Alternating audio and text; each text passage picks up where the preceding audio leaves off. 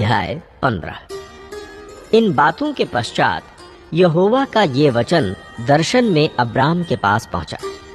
हे Abram, मत डर, तेरी ढाल और तेरा अत्यंत बड़ा प्रतिफल मैं हूँ।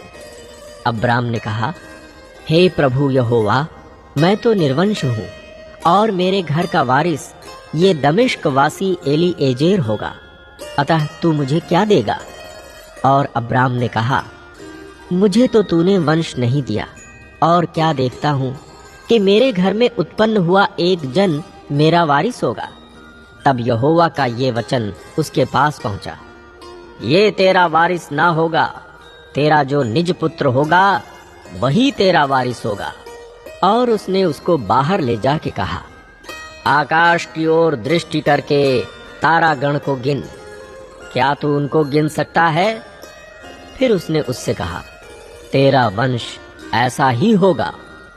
उसने यहोवा पर विश्वास किया और यहोवा ने इस बात को उसके लेखे में धर्म गिना। तब उसने उससे कहा, मैं वही यहोवा हूँ जो तुझे कसदियों के ऊर नगर से बाहर ले आया कि तुझको इस देश का अधिकार दूं। उसने कहा, हे प्रभु यहोवा, मैं कैसे जानूं कि मैं इसका अधिकारी होऊंगा? यहोवा ने उससे कहा, मेरे लिए 3 वर्ष की एक कलोर और 3 वर्ष की एक बकरी और 3 वर्ष का एक मेढ़ा और एक पिंडुक और कबूतर का एक बच्चा ले। इन सबों को लेकर उसने बीच से 2 टुकड़े कर दिया और टुकड़ों को आमने सामने रखा, पर चिड़ियों के उसने टुकड़े नहीं किए। जब मांसाहारी पक्षी लोथों पर झपटे, तब अब्राम ने उन्हें उड़ा दिया। जब सूर्य अस्त होने लगा, तब अब्राम को भारी नींद आई, और देखो, अत्यंत भय और महा अंधकार ने उसे छा लिया। तब यहोवा ने अब्राम से कहा, ये निश्चय जान कि तेरे वंश पराए देश में परदेशी होकर रहेंगे और उस देश के लोगों के दास हो जाएंगे, और वे उनको 400 वर्ष तक दुख देंगे।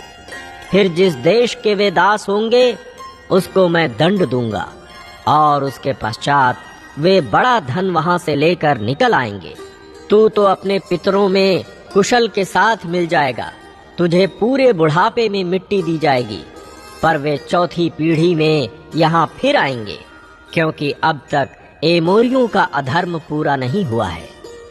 और ऐसा हुआ कि जब सूर्य अस्त हो गया और घोर अंधकार छा गया, तब एक अंगीठी जिसमें से धुआं उठता था और एक जलती हुई मशाल दिखाई दी, जो उन टुकड़ों के बीच में से होकर निकल गई।